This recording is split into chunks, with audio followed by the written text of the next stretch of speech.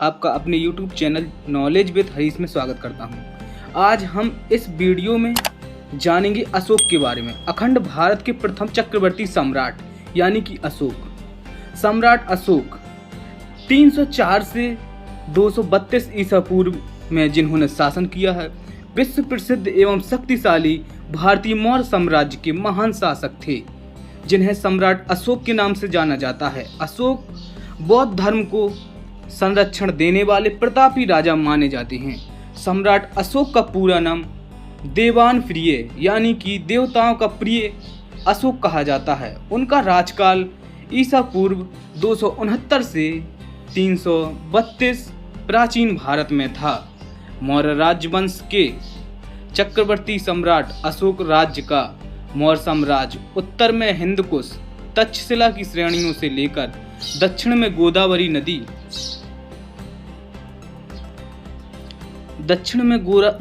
नदी स्वर्णगिरी पहाड़ी के दक्षिण तथा तैमूर तक, पूर्व में बंगाल, पाटलिपुत्र में, पश्चिम में अफगानिस्तान, ईरान,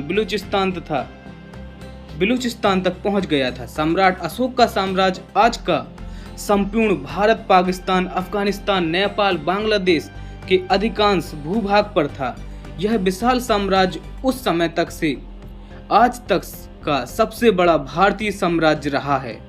चक्रवर्ती सम्राट अशोक विश्व के सभी महान एवं शक्तिशाली सम्राटों में राजाओं की पंक्तियों में हमेशा शीर्ष स्थान पर ही रहे हैं। सम्राट अशोक ही भारत के सबसे शक्तिशाली एवं महान सम्राट हैं। सम्राट अशोक को चक्रवर्ती सम्राट अशोक कहा जाता था, जिसका अर्थ है सम्राटों के सम्राट, और यह स्थान भारत में केवल सम्राट अशोक को मिला है। सम्राट अशोक को अपनी विस्तृत साम्राज्य से विस्तार, कुशल प्रशासन तथा बौद्ध धर्म के प्रचार के लिए भी जाना जाता है। सम्राट अशोक धर्म राज्य का चक्रवात, सम्राट, राज श्रेष्ठ, मगधराज, भूपति, मौर्य राजा अशोक, धर्माशोक, अशोकवर्धन, अशोकवर्धन, प्रजापति, धर्मनायक। अब हम लोग जान लेते हैं अशोक के जीवन परिचय के बारे में। शासन अवधि इनकी रही है 269 ईसा पूर्व से 232 ईसा पूर्व। राज्याभिषेक हुआ था 272 ईसा पूर्व में।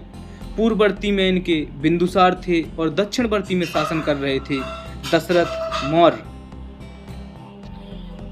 इनका जन्म 304 ईसा पूर्व पाटलिपुत्र, पटना में हुआ था और इनका निधन 232 ईसा पूर्व पाटलिपुत्र, पटना में हुआ था। इनकी समाधि स्थल पटना में है यानी पाटलिपुत्र में है, और इनकी जीवन संगिनी का नाम देवी या करुणावाकी, पद्मावती, त्रिसरक्षिता, और इनकी संतान महेंद्र, संघमित्रा, तीबल, कुणाल, चारुमती, जो कि सम्राट अशोक मौर्य राजवंश से थे। इनके पिता का नाम बिंदुसार और माता का नाम सुभद्रांगी रानी धर्मा की पुत्री थी। सम्राट अशोक ने संपूर्ण एशिया में तथा अन्य राजा आज के सभी महाद्वीपों में भी बौद्ध पंथ का प्रचार किया। सम्राट अशोक के संदर्भ के स्तंभ एवं शिलालेख आज भी भारत के कई स्थानों पर दिखाई देते हैं।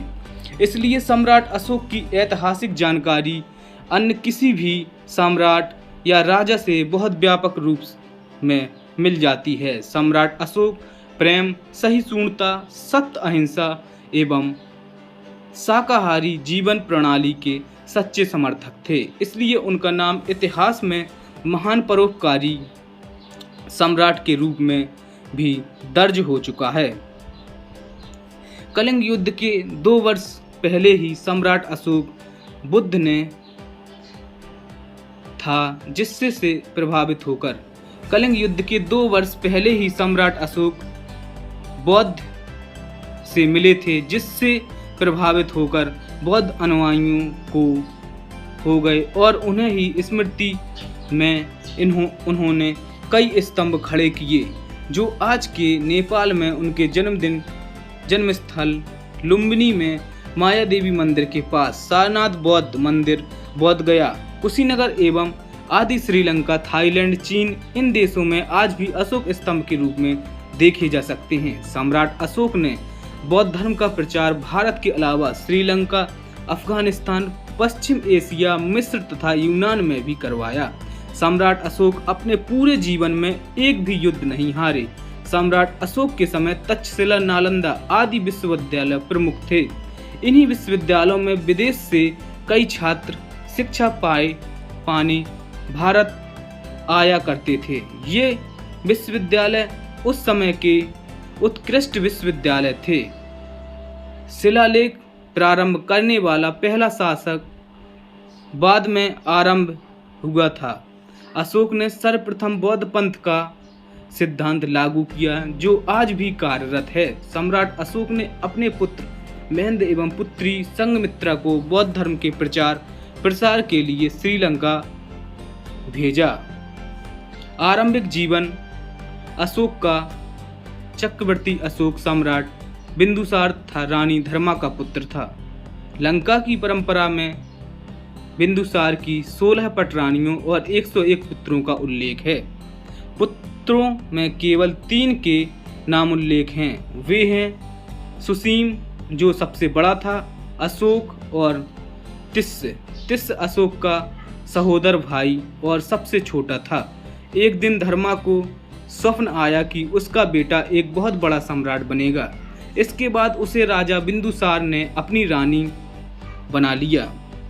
चूंकि धर्मा क्षत्रिय कुल से नहीं थी, अतः उसको कोई विशेष स्थान राजकुल में प्राप्त नहीं था। अशोक के कई यानी कि सौतेले भाई बहनें थे। बचपन में उनमें कड़ी प्रतिस्पर्धा रहती थी। अशोक के बारे में कहा जाता है कि वे बचपन से सैन्य गतिविधियों में प्रवीण थे। 2000 वर्षों के पश्चात सम्राट अशोक का प्रभाव एशिया मुख्यतः भारतीय उपमहाद्वीपों में देखा जा सकता है। अशोक काल में उकेरा गया प्रतीकात्मक चिन्ह, जिसे हम अशोक चिन्ह के नाम से भी जानते हैं, आज भारत का राष्ट्रीय चिन्ह है। बौद्ध पंथ के इतिहास में गौतम बुद्ध के पश्चात सम्राट अशोक का ही स्थान आता है। दिव्यदान में अशोक की एक पत्नी का नाम तिस्रक्षिता मिलता है। उसके लेख में केवल अपनी पत्नी करुणावकी है। दिव्यदान में अशोक के 2 भाइयों सुसीम तथा विक्ताशोक का नाम भी उल्लेख है। अब हम जानेंगे कि अशोक का राज्य विस्तार कैसे था। अशोक का ज्येष्ठ भाई सुसीम उस समय तक्षशिला का प्रांतपाल था। तक्षशिला में भारतीय यूनानी मूल के बहुत लोग रहते थे। इससे वह क्षेत्र विद्रोह के लिए उपयुक्त था। सुसीम के अकुशल प्रशासन के कारण भी उस क्षेत्र में विद्रोह पनप उठा। राजा बिंदुसार ने सुसीम के कहने पर राजकुमार अशोक को विद्रोह के दमन के लिए वहां भेजा। अशोक के आने की खबर सुनकर ही विद्रोहियों ने उपद्रव खत्म कर दिया और विद्रोह बिना किसी युद्ध के खत्म हो गया। हालांकि यहाँ पर विद्रोह एक बार फिर अशोक के शासनकाल में हुआ था, पर इस बार उसे बलपूर्वक कुचल दिया गया। अशोक की इस प्रसिद्धि से उसके भाई सुसीम को सिंहासन न मिलने का संकट बढ़ गया। उसने सम्राट बिंदुसार को कहकर अशोक को निर्वास में डाल दिया। अशोक कलिंग चला गया। वहां उसे मृतस्थ कुमारी कौरविकी से प्रेम हो गया।